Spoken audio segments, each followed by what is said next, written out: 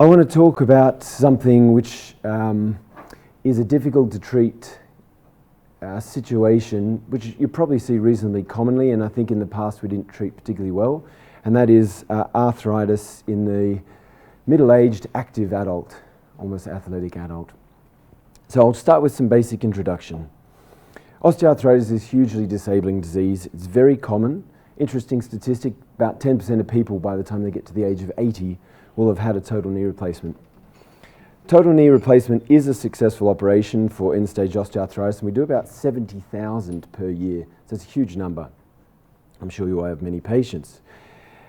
On average, this is a good statistic as well, at 10 years post-surgery, around 5% of people will have had a revision of some form. That's a reasonably high number, and remember, that's all comers. I'm not talking about men, women, young, old, and I'm certainly not talking about types of knees that they've had, but as a rough guide, at 10 years, 5% will have had a revision. Total knees, however, and treating arthritis in general in younger patients, that's a problem. When I talk about arthritis, I'm not saying a small focal chondral lesion, which you can treat with microfracture or perhaps grafting. This is most of the joint surface in one compartment at least is completely gone. A total knee doesn't last for long periods in younger patients, and even if it does, they're still going to outlast the lifetime of it. And I think a major message to get from today's talk as well is that a revision doesn't do as well as a primary. So not only do they need a whole nother operation which is bigger than the original one, that revision doesn't last as long, and then we can start heading down into a downward spiral of multiple operations and revisions. So we sort of talk about get it right first time, and that's what we're sort of trying to do. Now this last sentence is perhaps the reason I've done this talk, and you've probably heard that from many orthopaedic specialists in the past, and it's not made without good evidence behind it. You're too young for a total knee. I know it's painful, but you're just going to have to bear with it for another 10 years till you're old enough to have a total knee replacement. And that was reasonable advice. I guess this talk is challenging that just a little bit, because I think we're getting better at delivering total knees. We've got more options as well, not just a stock standard total knee, and patients are sort of demanding better function. I think if you look at total knees when they're first devised, it was that patient with horrendous pain, can't even get to the letterbox, can't even get to the toilet. Let's put something in that at least gives them that. Yes, we've done that now. Now patients are getting back to a level of function, maybe playing doubles tennis, maybe skiing the blue and green runs. And now we're really getting to even younger patients that are disabled. Can we treat those? So you can see that we're aiming for higher and higher. So let's have a look at young patients and why I'm saying it's a problem. Essentially, it's still a metal on plastic construct, and I've got some models up here. I strongly encourage you come and have a look at them, and have a look at the various types as well. We'll talk about the difference between a simple posterior cruciate conserving knee all the way through to, say, a hinge, and how it's different, just so you've got an idea of what the differences are. Young people accentuate the problem of it being plastic on metal and the fact that it doesn't have any regenerative potential, because they're cycling it far more than, say, 85-year-old Edna will do going to the letterbox and back. The loads they put on it are far greater, and they're also going to be complaining that it doesn't feel like a normal knee, whereas that's not so important when your functional demands are low. So let's look at some outcomes of knees and why we specifically have a problem with young age. This graph is a really simple one. Basically, the red line and the orange line at the bottom are what we're all used to treating. In other words, patients about 65 or older, they have their total knee, and you can see if you go to a rough yardstick of, say, 10 years, around 3, 4, 5% of them had a revision, which is just what I said. But you can see it's very, very age dependent. So if you have a young patient, there's that green line at the top, their rate of revision is far higher than, as I said, 85-year-old and Edna who's had a total knee. And that's interesting, because if you look at total hips by comparison, have a look at 10 years, there's not a huge difference. So if I have a young patient with disabling hip arthritis, or they develop AVN, which is common perhaps in a young patient, they're going to do well with the total hip. They're just not going to do well with a standard total knee. Another way of looking at it is, this is an interesting paper. The Lancet looked at a huge number of patients. It was over 100,000. What is the chance that you're going to need something else done if you have a total knee at the age brackets at the bottom? So as you can see, if you're male particularly and you have it done 50, 55, your chance of needing something in the future is high. So it's a problem. And as I said, a lot of the time those revisions, they'll probably go well. A a lot of the time they'll go disastrously. Infection, complications, fracture, clots. So we're trying to get it right first time, make it last as long as possible. So I'm going to take a patient vignette now, because this will sort of bring it home a little bit. 49-year-old male, healthy non-smoker. He's a night cleaner, operates heavy machinery. Actually, this chap was a baseball. That was his sport of interest, baseball. So it's not high-impact marathon running. That's a nightmare. And it's not totally low-impact swimming, cycling, rowing. It's somewhere in between. He's got a left knee long-term issues. He's had pain coming on for a long time. He's got severe disabling medial joint line pain. And I think of their function in terms of those three brackets. So can he do his sports and hobbies? No. He can't play baseball, for example. Can he do his daily activities, cooking, cleaning, and his work? He can't do that at the moment. And real red flag is can't even sleep at night. If you can't sleep at night, it affects your affect, it affects your interaction with everyone around you. For me, that's a real red flag, not even being able to sleep.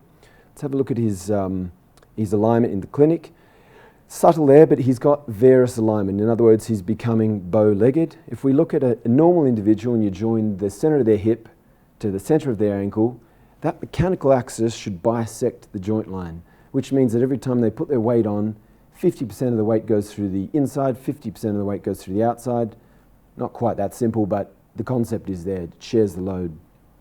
In this chap, he'll have something like this. If you join center of the hip to the center of his ankle, his mechanical axis will actually be extremely medialized. And I'll show you his x-rays in just a second, meaning that every time he puts a step down, he's putting most of it through the sore compartment. So let's have a look at his knee x-ray. So this is the two tibial-femoral compartments seen on a plain x-ray. There's a healthy 20-year-old, that's not him. Here's his x-ray, just what you're sort of expecting to see. That's that varus osteoarthritic pattern. It's quite pronounced, and it's quite clear as to why he's becoming more and more bow-legged. It's because he's developing that horrendous wear. So what's gone? Cartilage is gone, and meniscus is gone.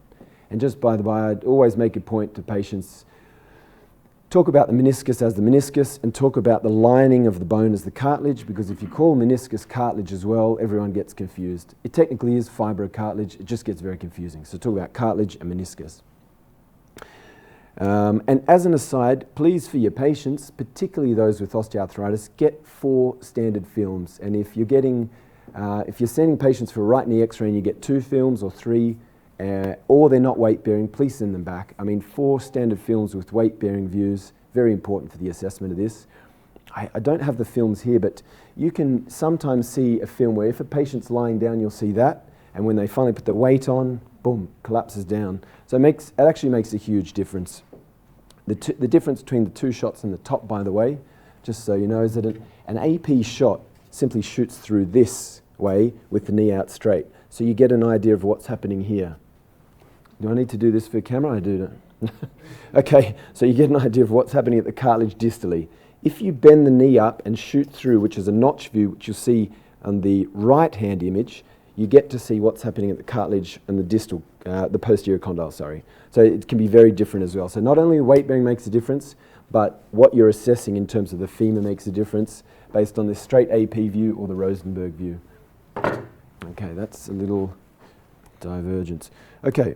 Let's have a look at the long leg alignment films. So here are his films. If I look at doing the mechanical axis, have a look at his right leg, which is on the left side of the picture. It bisects or almost bisects the middle of the knee. That's about where he should be. If you have a look at the comparison on the injured knee, he's putting all that weight through the inside compartment. Let's zoom up on that. So you can imagine that compartment's already horrendously sore, and every time he puts weight on it, rather than sharing it between the sore and the good compartment, it all goes through there. It's almost like a double hit. Finally, let's look at his MRI. This is the good side. Note the layer of grey icing on the end of the femur and the layer of grey icing on the top of the tibia. It looks beautiful, looks almost perfectly preserved. And notice the triangular meniscus. That's obviously what a meniscus looks in cross-section. Have a look now at his other side when we put it back. So he's completely missing grey cartilage for huge segments on the femoral side and the tibial side. There's little bits there still. Ignore the white, that's just fluid, that's not doing anything. And have a look at what's left of that triangular meniscus. It's high signal, it's poor quality, and it's being ejected from the knee. So what's left of it isn't doing anything anyway. Incidentally, by the way, Meniscal root tears, you'll probably be seeing those a little bit more, very different to normal meniscal tears. When a root tear occurs, the meniscus is ejected from the knee in a similar fashion to that. This chap didn't have that actually, he had degenerative change, but just another comment. Okay, so we've got this problem patient. So let's go to some options now. So whenever we're speaking about a patient with pathology, we always speak about non-operative options and operative options. I'll spend a second on the conservative management, although you must be able to tell from the look of those x-rays, there's not very much extremely useful we're going to get from non-operative management here. Now when a patient comes in, and as I said, typically older patients with osteoarthritis, I say to them, as soon as you leave here telling people you've got wear and tear in your knee, everyone is going to be a minor world-leading expert on what to do about it. So I'm going to give you a list of all the treatments we've got divided into their levels of support from the literature. And this isn't just my evidence, this is from the American Academy of Orthopaedic Surgeons. It's very important. So you can see there's the top half, the top third, sorry, is divided into not recommended. Now, the one qualifying thing I'll say is here is few if any of those top ones will do you any harm. They just don't do you any good. And I say, patient, you're paying for my specialist opinion, what's going to help? Don't waste your time. So glucosamine and chondroitin sulfate, you're probably 90% of your patients are on that. Don't worry them, this hasn't done any harm, just probably hasn't done any good. If we gave 1,000 patients glucosamine, 1,000 patients sugar tablets, and we looked at outcomes at 12 and 24 months, very little difference at all. The one at the bottom, the arthroscopy to clean out an arthritic knee, that's probably the only one that I think is potentially harmful. And as you've probably heard recent days, there's been a swing away from arthroscopy in the setting of degenerative change. The middle section there, unable to support, that means some of the evidence is supportive, some isn't, or some of it's horrendously designed, so even if it is supportive, we can't really base our conclusions on that. The ones I draw your attention to are corticosteroid knee injections, and also second from the bottom there, platelet-rich plasma. We do occasionally use those for patients that are in a real bind. They have similar sort of effects. They give a bit of analgesic property effect, they give a bit of anti-inflammatory result, and they last variably from 2 weeks to 4 weeks, sometimes months. PRP, probably some weak evidence that it lasts a bit longer than steroid knee injections, and perhaps those platelets, when they do release their growth factors and healing factors, perhaps they do a little bit more than just putting steroid in the knee. But we use them sparingly. What is that? What are any of those going to do if you've lost all your cartilage? Probably not a lot. So let's finally look at the recommended section. Surprise, surprise, the simple things that don't really make anyone any money, but these are the ones that have good evidence for at least a durable symptom change. So weight control, we know that already, that's a big one, that's probably the magic bullet, that's the hardest one to achieve. Low impact aerobic exercise, what do we mean? So cycling, swimming, rowing, they're the common ones, and to be honest, my best friend in most consults is saying get yourself an exercise bike, and if they say I'm going to get a bike and ride up the hill behind the house, say that's not going to work, it's going to be too cold one day, the next day it's too windy, the next day it's too dark. So if you truly want them to do something, and this probably applies more to sports knee than arthritis knee, ACL rehab, then get an exercise bike. That'll be reliable. And then finally, anti-inflammatories. I use Mobic, 15 milligrams once daily. Actually, Andrew, out of interest, anti-inflammatories, is that your go-to, Mobic? Yeah, Mobic. Yeah. Yeah, Celecoxib, yeah. So I like Mobic, it's just one a day. It's like set and forget, you don't have to take 2 tablets 3 times a day. And you just say use it for 4 or 5 days at a time, see if it causes you any stomach upset. If you've got blood pressure, get your GP to check the blood pressure in a week or 2. And if you've had ulcers, well, watch out for it, or kidney problems. So that's where we are with non-operative management. As I said, we're not going to get very far with this chap with those. By the way, that is on the website if you ever want to have a look at those, because I think that's the most useful handout I give from day to day. So total knee replacement, is that a good option for this young chap? He's 49? No. What else have we got? Unicompartmentals and high tubular osteotomy. So I'll flesh these out a bit, give a bit of detail to what they are, what they involve. So unicompartmentals, I'm sure you'll be a bit familiar with them, but I'm going to give some details as to how they're different functionally and duration-wise. So unicompartmental, we're still resurfacing with metal and plastic, but as opposed to the total shown there, it's just the one compartment. It's a small, less invasive operation. You lose less bone. It takes less time to do, and it's less painful. Patients recover more quickly. The knee feels more normal to them in the longer term, and it's acutely less painful. It's much more of an art, by the way, than a total knee. It's much more difficult to get right. So probably partials are much more susceptible to people that don't do them often, or do them incorrectly, or using the wrong implant. Let's have a look at some of that data. So the ideal patient is a patient obviously with only one compartment diseased and the other two minimally or not diseased at all. Over 60 years, that's controversial. That's mainly because still it's plastic and metal. They've got to be slightly more sedentary than the other type of patient that we'll talk about in a moment. The rest of the factors are fairly self-explanatory. Obviously, if it's inflammatory disease like rheumatoid arthritis, no point replacing one compartment. It's not going to go well. How does it compare to total knee? As I said, it's a quicker recovery. The patient is up and going with a shorter hospital stay, less pain relief required, and they feel like it is more normal of a knee, but they don't do as well as total knees traditionally on the registry, not by a long shot. And if you revise them to a total knee 10 years down the track, that doesn't do as well as if you had done a primary. I'll show you some graphs now. So I'm going to talk outcomes of these unis. I'm going to tell you about the implant surviving, how it feels for the patient, number 2, and then just a couple of other points. So let's look at our joint registry. And just by the way, our national joint registry is very, very good. It's up there with the Scandinavian registries. It's well regarded. And a lot of other countries use our registry for their data as well. So this is a good one. We collect high volumes of data. If we look at unis, up to 10 years, now I told you for totals, at 10 years we'd probably be at 5%. Have a look at unis, it's roughly 15%. So that's not total disaster, but it's also not great, because then, as I said, when we revise that to a total down the track, it's not going to go as well as the original total. Let's put so they're 15%, and let's put those two graphs together. There's your uni, and there's your total knee. So it's far less. So some people say, well, I'm never going to do a uni then. That's not great. Remember, this data is based on unis that were being put in 10 years ago and previous. The prostheses are older, the instruments we used to put them in were older, and there was no robotic technology. Let's keep going. And why do unis fail? They're quite different to totals. They fail because of the purple line, which is other compartments are running into problems, or there's loosening because they're smaller components. If you look at totals, the numbers are far lower. Look at the scale on this one. This only goes up to 5%, this goes up to 10%, so you can tell the scales are even very different. But for totals, it's more loosening on a much lower level and infection. So where we're getting hit on unis is the fact that other compartments become a problem or they become loose, and that's usually because they haven't been put in well.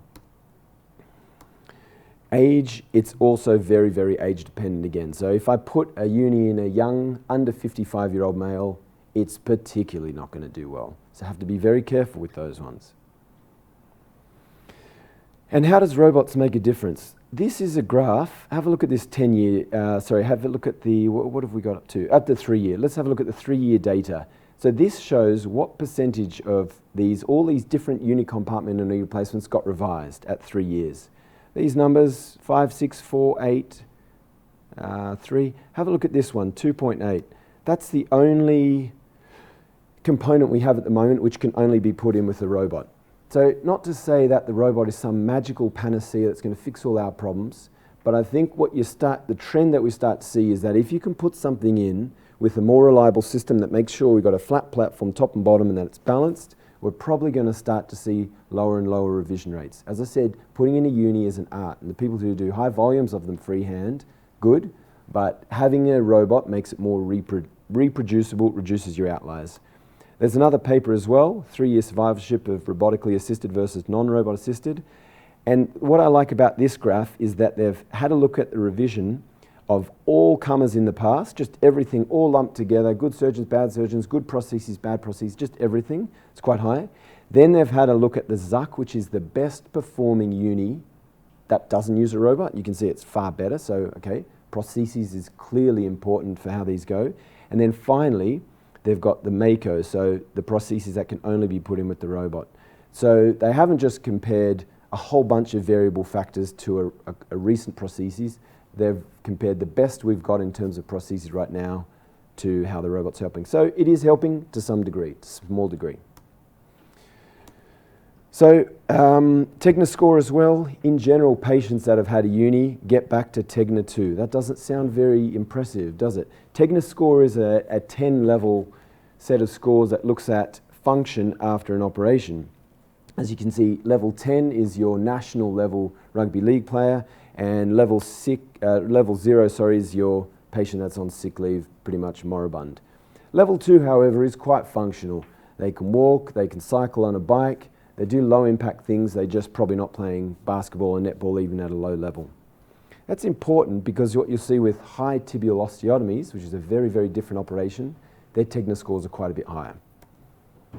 So I'm going to summarize this very crudely. It's quicker, faster recovery than the total knee. Only about 5 to 6% of our patients can have unis because there are other factors that are obviating it. Limited performance in the longer term, particularly performance if you're young, and it's likely that robot assistance does improve the outcomes. Second one, which you may not be as familiar with, high tibial osteotomy for young patients with bad arthritis. What exactly is that? This is the model I've made here. So I've put it up the front, so please come and take a look later if you're interested to get your head around what exactly it involves. But it's basically an operation that's designed to realign your leg and get that mechanical access out of the sore compartment and into the preserved compartment. So it's a wheel, I say it's a wheel swap rather than a wheel change. In other words, we're not taking out your joint and replacing it. We're actually taking you off the sore one and putting you on the not sore part of your joint. It doesn't touch the joint itself. It's a big operation and it's a difficult post-op recovery. They have to be resilient patients. They have to be ready for the fact that there are weeks of non-weight bearing and that the pain is up there with a total knee, if not worse. Cosmetic deformity, this is a big one. So I'm just going to come into the middle. I'm just going to exaggerate for you. Obviously, that patient I showed, he's coming in with this knock-knee deformity. And what we're saying with this operation is we're going to make a cut in the shin and I'm going to turn you into that. I'm going to turn you into a knock-knee patient from a bow-legged patient. That's quite a big deal because it is hard for them to conceptualize before the operation, and it is, if they're wearing shorts and someone stops and looks at them, they'll notice it and they'll get comments. So they have to be aware that whilst this operation gives them a huge level of function, much better than, say, a uni, that's going to be a major factor. No restrictions on knee functions, that's a massive point. This patient, if they want, they can go back to running, they can try it. They can try that repetitive high impact activity that would loosen a metal and plastic prosthesis. That's very different, and some do genuinely get back to very high level function. So I wouldn't say everyone, you can go back to marathon running. I'd say medicine's a numbers game, and if you're playing the numbers right, don't go back to marathon running. But I will also say you're not going to ruin it suddenly. You're just going to get pain, it's going to swell up and you're not going to like it. And it's easy to convert to a total knee later because we haven't actually gone into the joint itself. Once the plate's off, this is a nice clean cut that's going to be virgin bone, nice and easy to do a total knee on. A few details then to flesh that out. There's the alignment in our normal individual. There's the alignment in our diseased patient. It's gone into that mid side of the joint. And here we are now, after creating a wedge, putting a plate on, our mechanical axis is going through that outside of the knee. And there's my model that I'm quite proud of. Does it fill in? Yeah, it does. Yeah, a good question, it does. And we put a wedge, depending on obviously everyone takes a different angle and there's a long planning procedure to get that wedge right.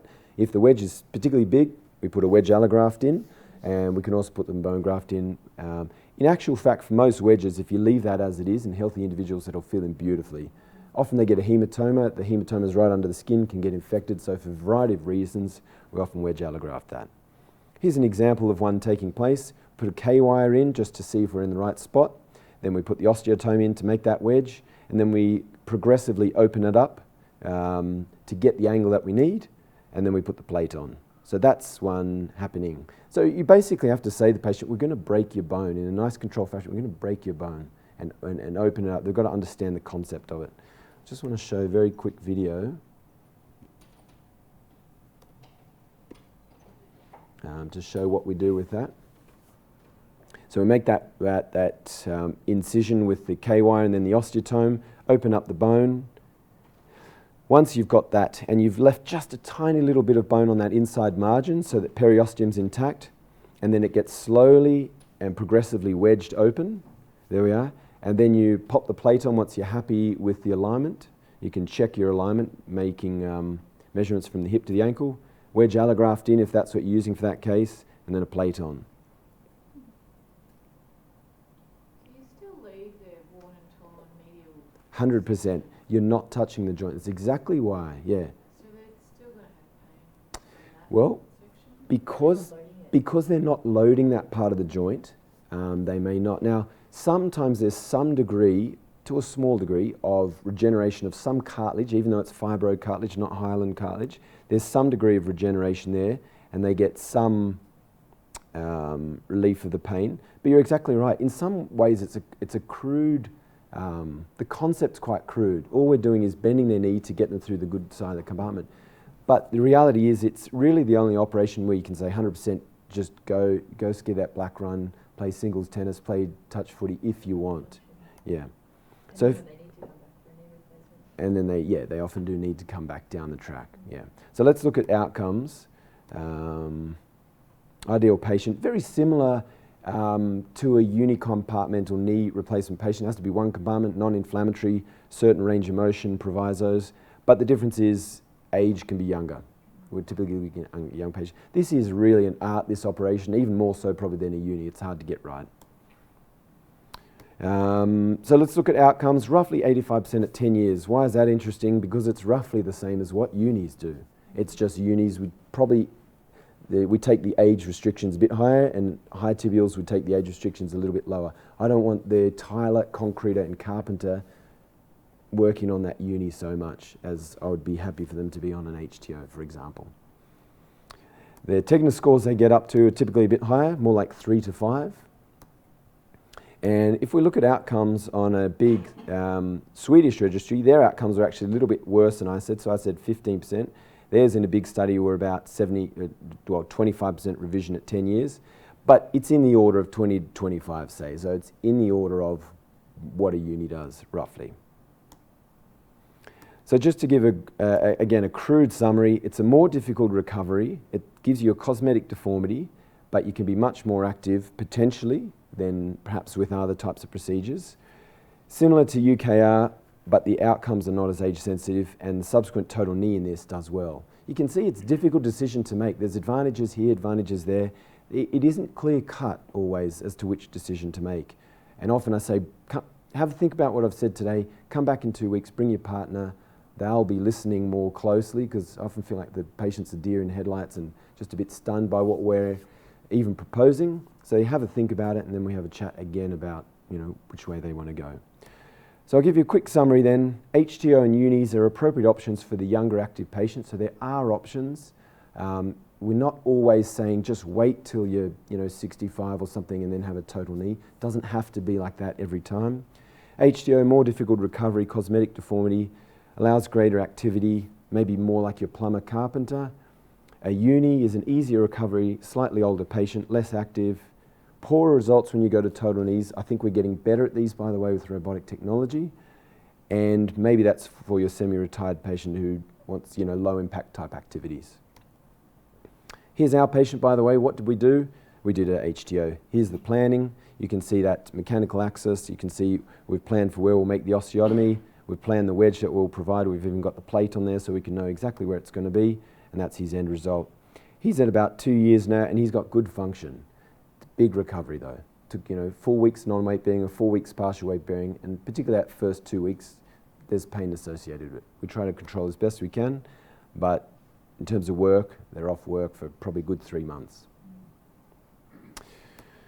I hope that has given some clarity to what I think is a difficult cohort. It's not a common cohort, but a difficult cohort of patients to treat.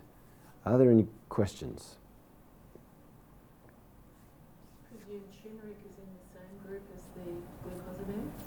Yeah, turmeric interestingly hasn't been addressed by American Academy of Orthopaedic Surgeons in that last. So they basically every 3 or 4 years they get together and have a consensus summary. They didn't address it in that last one. I don't feel strongly about turmeric. I'm happy for patients to try it again. The evidence is probably borderline for me, but I have quite a few patients who say they take it, they love it, and it's not going to do them any harm. In the absence of better evidence to say don't take it, I'm more than happy. I don't know how expensive it is. It's not too bad. Green leaf muscle oil. Also, don't have good evidence. Yeah, don't have good evidence. The main thing I worry about with most of that top category is that it may be costing them a lot. Yeah. Not specifically that they're hugely harmful, except arthroscopy.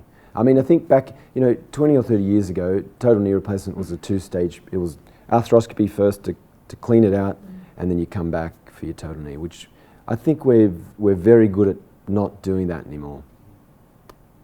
What is it in knee replacements as opposed to hip replacements that makes it so much more painful?